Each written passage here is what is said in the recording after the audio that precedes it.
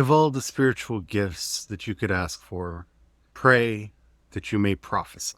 Those are the words of the Apostle Paul, who seems to think that being a prophet is both special, but not limited to a few of us.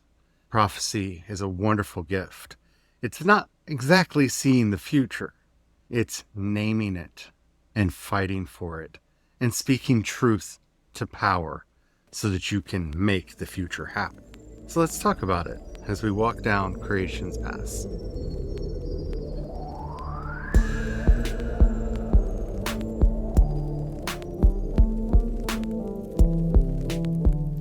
Hello, everybody, and welcome to this episode of Creation's Paths. My name is Charlie. I am a non-binary Christopagan Druid, and I am joined today by my wonderful husband, Brian. And today we're going to be talking about what we did yesterday on the podcast and what we're going to be doing a lot more of. But I can't wait to tell you about that at the end, so stay tuned for that.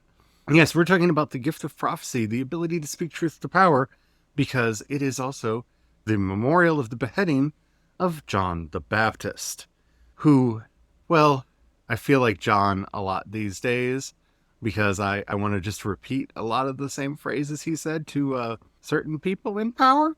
But if you don't know the story, John called out the king at the time, King Herod, for basically stealing his brother's wife and then maybe having relations with her daughter as well. To prove that all of these rumors are wrong, his daughter did a little dance and said, "Daddy, give me St. John the Baptist's head." And he cut off John the Baptist's head. Because, there's nothing weird going on in this family where children are asking for the heads of other people. And that is the way that it happens for a lot of people who speak up. We can look at our own history of people who didn't quite make it to a ripe old age because they spoke truth to power, and shots were fired, sometimes in the middle of the night, like a very infamous incident in Detroit, or maybe one in Memphis, or maybe one in New York. I keep listing cities. New York again. They just keep happening. Prophets are not respected in their homelands. Why? Because they speak truth to power. One of my favorite stories of the prophets in the Tanakh is the story of Samuel, who just keeps popping up and going, "That's not how any of this works." Sigh. Big sigh. I feel like he is the prophet of many, many sighs, because he goes off, talks to God. Okay, here's the thing. It's bad, but here's the thing. Just don't. But if you are, but don't. Big sigh, big sigh. Okay, so you did, and it's bad, so maybe don't. But he never stopped going into those halls of power. He never stopped going into King Saul or David or any place where he needed to go in and speak the truth directly to their faces. Elijah also spoke truth to power, ended up having to hide in the wilderness to keep from having his own head taken. It's not a badge of honor to have people want to do you harm. I feel like that needs to be said up front, especially anytime you're talking about Christian anything. I think the church has developed a persecution complex. It's like a weird version of flagellantism. Yeah. Where instead of physical self-infliction of harm physically, it's more of this mental and emotional self-infliction where they intentionally troll to get persecuted. And then that's the goal and the intention. So therefore, not a good thing. And the fruits are never good either. When you judge the fruits of those actions, they don't bear good fruit. Because the goal is not to try to do things to be persecuted. It's that if you are doing the right things, if you are speaking truth to power, it will eventually come your way. It just does. If you are out there advocating for the least of these, as Jesus put it, the poor, the downtrodden, the widow, and the orphan, the refugee, the hungry, the thirsty, the imprisoned. Well, the people that did the imprisoning, the people that are taking all of the benefits that are leaving the other people without, are not going to be very happy that you are challenging them. This is where we have to develop kind of two skills. To me, there are two of the more fundamental skills of the prophet. One, being knowledgeable, being up on the things that we are advocating for, so that when we are put on the spot, we can not only hear the arguments that are being tossed at us, but can answer and respond to them in a way that helps us and our cause appear in the greatest light. I think we have a problem that, especially with younger folks who are getting involved in activism, favoring spectacle over substance and really losing the target market that they're actually needing to get. Because any activist cause does have a bit of marketing to it. You have to figure out who you can chip off of the opposition to get on your side so that you can get to a place where you are not only a majority, but as often needs be nowadays, a super majority to actually get the legislation or the change that you want to see written into law. So you have to know not only what you are talking about, but what you need to do to achieve those goals. That's not always getting on the front page. That's not always being front and center. We have to be very careful when we are trying to overly center ourselves or our causes into the discourse, because it may or may not be the right time for that. I think very heavily back to when the Me Too movement was really building up steam and the George Floyd protests and the Black Lives Matter protests were starting. Other people trying to insert their own causes in on top of that. And it's like, no, we're not here we're here for this. This is urgent. This is happening now. We're here for this, not for those other things. Those other things are important. We definitely need to get to those, but we need to stay focused and not confuse people. The truth is, with a lot of the causes that we're advocating for, we have to reach people that are honestly too tired and drained from their workday to be paying too much attention. There is this weird idea that goes around amongst activists that people are dumb or they're lazy. No, we're living in the late stage capitalism where everybody is working their butts off and is basically working and sleeping.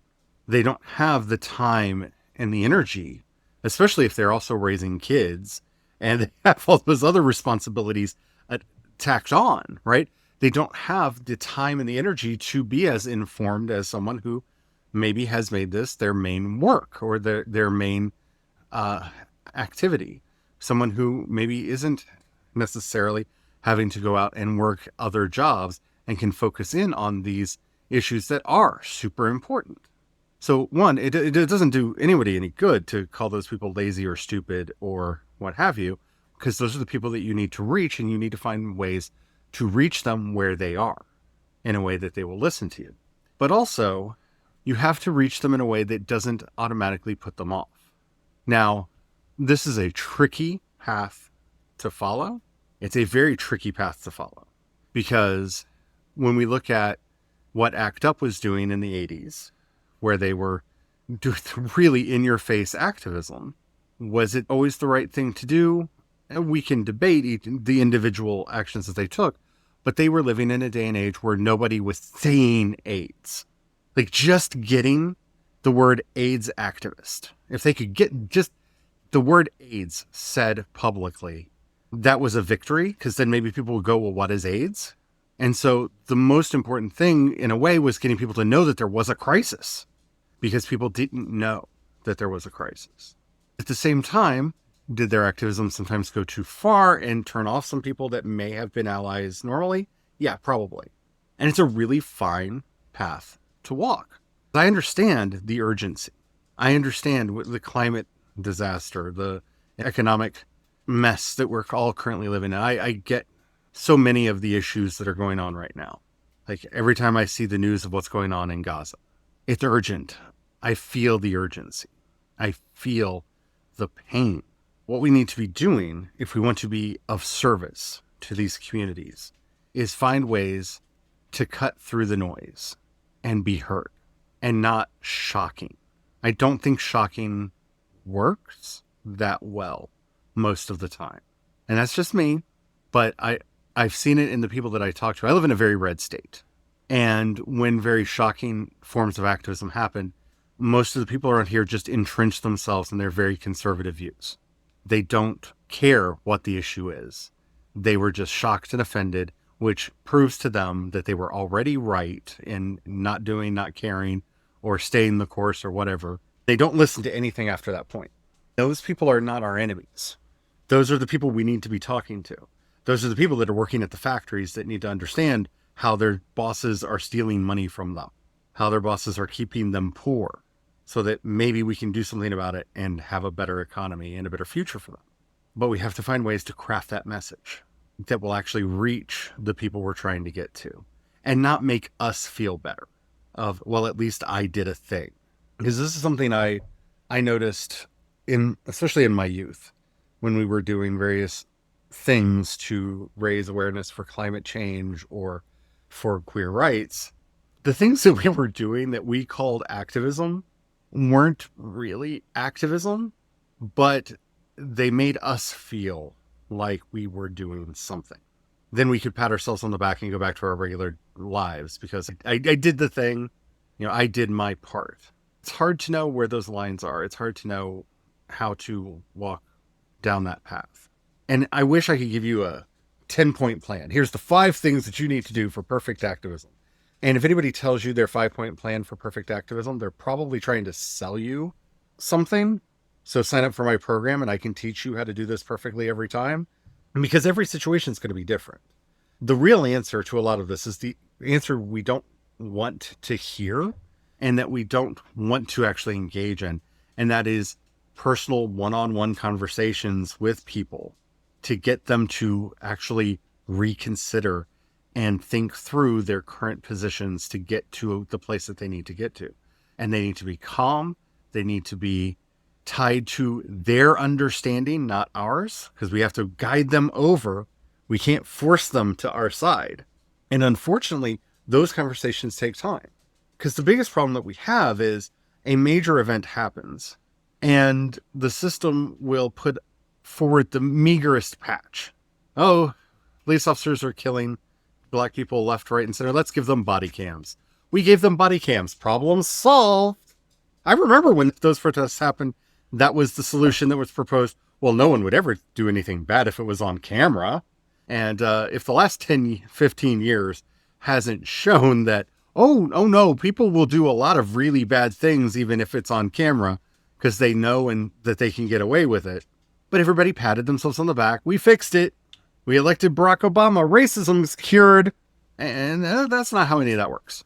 The big things are nice. And we need some big things. We need to do things to take care of climate change. We need to stop selling weapons to genocidal regimes all over the world. Because this isn't just a Gaza problem. It's very visible in Gaza right now. And if we're not changing the actual system, it's hard. You have to understand and accept going into it. It's hard work.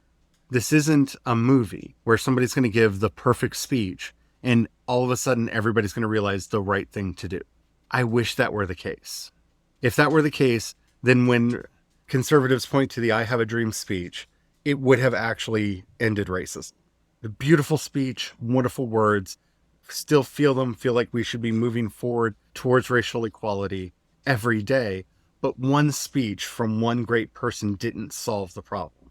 Barack Obama's One America speech didn't solve the problem. We're never going to solve the problem with one person or even a group of people saying the right thing at the right time. That's a plot contrivance for a movie. It's not how reality works.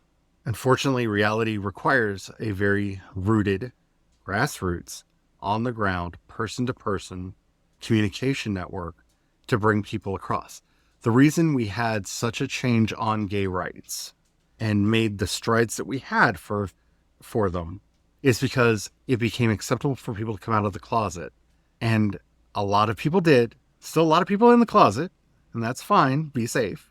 But because so many people came out, it became really hard to say, well, I don't know anyone who's queer. Because you start realizing that uncle, that aunt, that brother, that sister, that sibling, this person that I work with, this musician that I love, this actor that I really enjoy their work. It became really hard to have that wall of, well, I just don't know anybody. It doesn't affect me. And that was really one-on-one conversations with people where they had to realize, oh, my children are queer, and answer those questions for themselves. That's how you actually make lasting change, is getting people to see how things affect them. So I said that was the first thing. What's the second thing? This is the hardest part of speaking truth to power, knowing when to go into a quiet place and recharge. It's not when to shut up. I want to make sure everybody's hearing me properly here. I'm not saying when to talk and when to shut up. That's not what I'm saying. I'm saying for the good of our own spirits and energy, knowing when you have said and done all you can at the moment, and you need to go touch grass, you need to go and retreat for a little bit and rest up, recuperate, and rebuild your strength for the next wave of actions that you're going to take. Because that's the second problem with speaking truth to power. They know how committed we are to our causes, and they know what they can wait us out. The entrenched interests that are fighting us on climate change, on Gaza, on civil rights, on voting rights, on economic reform, know that eventually we're going to push so hard for so long that we're not going to have the energy to push anymore, and the movement's going to stall out and die. That's how their tactics have always worked. It's one of the miracles of women's suffrage that they were able to have enough leaders that they could kind of trade off who was doing the pushing so that they could have those moments of recuperation to get the constitutional amendment. And that's the thing. There has to be that merry-go-round of people speaking, that just round robin of people picking up the torch and trying to carry it forward while people are going to the back to rest and recuperate and rebuild their strength. Because if we're not doing that, if we fall into the lie of great man history that, no, I have to save this country or these people or these trees or this forest, it's all on me and I have to do it, you're eventually going to break in mind, body, or spirit. And then you won't be able to push forward anymore. You can only live in a stressful, high energy environment for so long before your body just goes nope and breaks. Voice of experience. And you have to know when to say, nope, I'm going to go. I'm going to retreat. I'm going to pull back for a little bit. I need to rest and recuperate.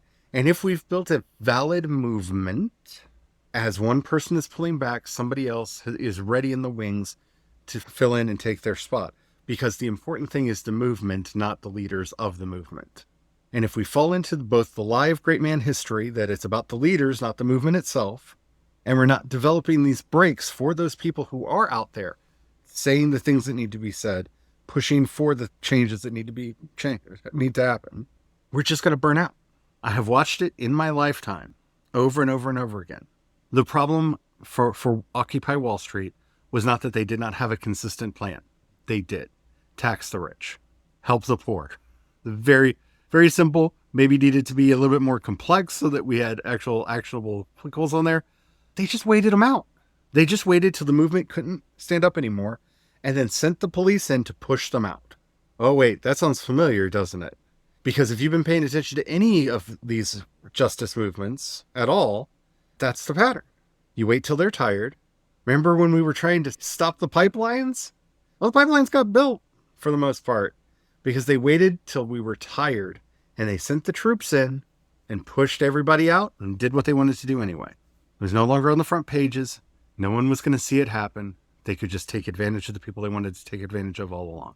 If we're going to build movements, if we're going to actually speak truth to power, we have to hone our message, be prepared to give an answer when challenged, and have the strength to stand up and have those hard conversations with charity, peace, and love, which is the hardest thing to do. I will never forget sitting down with a friend of mine when they found out I was genderqueer and saying, "You just sound crazy to me." Yes. Did I want to yell? Did I want to scream? Did I want to just leave? Yes, all of those things. But I sat there at the table, calmly, discussing everything, answering all the questions I felt comfortable answering, explaining everything from my point of view, until we worked through it and got to a point where she was like, oh, I can kind of understand that. It was a long, hard conversation, and it took weeks. It wasn't just that one sitting at the table. We got to a point of, oh, well, maybe I should look into this more.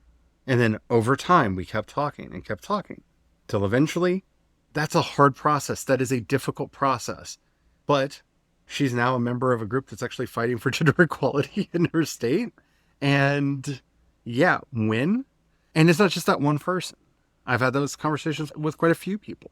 But you have to be willing to invest in the conversation and also realize when they're just trolling you and they're not actually listening. And that's hard to tell sometimes. Also realizing when you need to rest, when you need to recuperate, because if you're burnt out, you can't help anybody else. If you're broken down, you can't help anyone else. And when those at the front line are literally dropping like flies because their bodies have decided, nope, too much stress, we're done. And bodies will do this to you. I know the youngins hearing the sound of my voice are like, no, I can push through anything. You cannot. It will eventually happen. There is a wall that you will hit and your body will just go, no, exhaustion, if not something worse. You can't just push all the time. I remember those days. I remember feeling like I could and then broke down, just completely broke myself on that wall trying to push it. That's when I learned what we actually need to be doing, building up our movements, building up our communities so that we are collectively pushing. And not one of us is so important that if they have to fall back for rest and recuperation, or because something bad happens in their family, like random stray events happen, people get sick, people die, things happen. So you can't put all of your eggs in the basket of that one person who can tell the story. We all have to be able to tell the story. And we also have to know when we need to just rest, recuperate, and rebuild so that we can continue telling the story and not be of no use to anybody. There you go. There is our 2-point plan on how to perfectly speak truth to power. It's very complex and complicated and differs in every situation that you're possibly in. So it's not really a one-size-fits-all, but you can kind of squint a little bit and pretend that it's a one-size-fits-all. There you go. Yeah. Okay. Also, here's your toolbox. Understanding the concepts of humility, understanding the concepts of discernment, understanding the concept of judging by their fruits, and all these various tools actually all are very important and helpful in it. It's not a one-size-fits-all even in that sense. The tools themselves are multifunctional. Also remembering, because I remember having this fight with a lot of people when the Obergefell decision came through. It's not over. We didn't win. And it feels like a weird brag when I say how many of them have contacted me in the last couple of years apologizing for their angry, oh, you're overly pessimistic Gen Xer. Now, I've been in the rodeo for a while. I know how this is. If we win, they regroup and come back. And you have to be ready for that regroup and return. None of these battles will ever be finished. We're going to be fighting and fighting and fighting. It's just if we're smart about it, we can ensure that we have the upper hand. And because we've been playing from the back foot this entire time, we've not been in a place to win. Well, and to also go off the battlefield analogy or battle analogy, you have the war, which would be the concept that is being fought over, the ideas that are being fought over. And then you have the various battlefields, which are the situations in which those ideas come up. So whether it's environmental idea, being good to the environment and being a good steward of the environment, as we were all asked to, that's the idea, that's the war. Maybe you'll have an oil spill here as a battlefield, and this legislation there. This legislation there is a battlefield. This pipeline here is a battlefield. These are all battlefields. When you look back at the stories, especially of all the prophets, the underlying message, the idea involved is actually the essential thing in understanding, because you'll win battles, you'll lose battles. Just because you won a battle doesn't mean the war is over by any stretch of the imagination. That idea of misogyny is out there, and it's still very alive and true. And Obergefell didn't put an end to it. It was one battle. But right after that... I feel like I need to explain that. We are very much of the feeling that homophobia is an outgrowth of misogyny because it's telling people to live according to their gender roles, that men should love men, women should love women, and there are no other genders. Yeah, I'm sorry. You're right. We need to have that little do-do-do-do. The more you know, the more you realize how these ideas are interconnected and are actually battlefields and ideas, because that's the idea behind it. And then here we go. Women have a lot less protections now, and in certain states are told you don't have bodily autonomy. Yeah. And that's another battlefield, because it's all part of that war dealing with the idea of misogyny.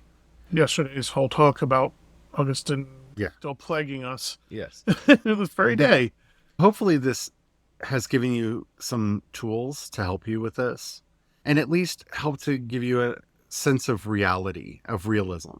Every time I get involved with any activist cause, there seems to be this plot line that they feel like they're following, that somebody's going to give their Aaron Brockovich speech. This isn't an Aaron Sorkin film. Nobody's going to stand up, give the perfect speech. Everybody's going to go, oh, well, I guess I was wrong, and do the right thing. I wish that were the case. And I'm not saying don't give the right speeches. You still have to do that. But it's not going to be a miracle cure. But it's a fight worth having. And it is a fight that we are overall winning, even when it doesn't feel like it. It really is. So don't get too myopic and keep doing what you need to do. Thank you for listening. We have a lot of changes going on right now. We're at the beginning of a big rollout of things. And if I'm not wrong, this weekend, we will be rolling out a new podcast that I'm very excited to talk about. It is called The Church of the Oak. If you want to hear me being much more of a fiery preacher on a lot of these issues, several episodes are going to be going up right at the beginning, and then it'll be coming out once a week. After that, it'll be much more letting my preacher side come out and have a little far in the voice. There's even an accent change. It cracks me up because your accent comes out. My accent does come out. When I get worked up, my accent comes out. Great. It's very like, I feel like I'm listening to a Little Mountain preacher in their one room church. It's very, it's entertaining but it's good. It's wholesome as well. So definitely take a look for that in wherever you get your podcasts. If you're listening to us on YouTube, it will appear as another podcast on the YouTube channel. So if you subscribe to the YouTube channel, you can get it right there. You don't have to do anything else. If you're anywhere else, just search for The Church of the Oak in whatever podcast app you are looking for. We'll also do our best to make sure that there are links over at creationspast.com and wisdomscry.com, which are the other two outgrowths of our ministry that are out there. I'm very excited about this. We have a third podcast that is on the way. I don't know if you wanted to talk about it briefly or not. About what? The third podcast. I didn't want to announce it yet. We want to announce it at a time. Okay. We've talked about it a little bit. It's going to be meditations and practices and prayers and rituals and stuff for you. It's going to be very practical. It's going to have no introductions, no fluff. It's just going to be, okay, it's time to meditate. It's time to do the practice. There'll probably be a couple episodes talking more of the how-to for some of them. But a lot of them are going to be like, turn on, here's your guided meditation. You hit play, you do the guided meditation. Yeah. So I'm looking forward to that, and we'll announce that shortly when it's ready to come out. I'm very excited about all of this. Our ministry is finally getting up on all of its feet, all fours, I almost said, because I guess we are kind of a unicorn in the market. Yeah, there's a fourth foot too, because that's the Substack articles, the writing part of it. Yeah. And everything that's going up over on Wisdom's Cry. So yeah, definitely go check us out. And let me know what you think. Well, Substack and Creation's Path. Yeah, that's great. Thank you all so much for getting more and more involved. I've been loving the very kind comments that have been coming in, and also some of the prayer requests that we've seen show up on some of the prayers that we have up over on the YouTube channel. By the way, we're Creation's Path over on YouTube if you just want to go follow the YouTube channel and get all of our content there, if that's easier for you. And if you have a few dollars that you could pass our way, it really does help us to pay the bills. This is not a tithe. You are not giving to the Lord. You are helping us to keep the lights on and helping us to keep these podcasts coming to you. You can either go over to creationspath.com and sign up for a membership there. We will be doing classes over there in the not too distant future, and they will be going out to paid members first and then going out to everybody after that. We will also be doing some other things, probably some live chat things and stuff over there, but we'll have to see and we need to get the paid membership built up over there and then start asking them what they want to see from us. We do have other things that we are thinking about doing over there. Also, if it's easier for you, you can go over to Patreon or Ko-fi. I am CE Dorset on both, and that goes to support everything that I do, including my writing and art and music. And you can find out all the things there. We're also thinking about starting up a fourth wall. So there may be a fourth wall for people who are more comfortable using that platform. Anywho, definitely check us out. Thank you if you can help us out. It really does mean the world. And until next time, may the truth of the one life flow through you so that you may speak truth to power to all of those who need to hear it. Amen. Amen.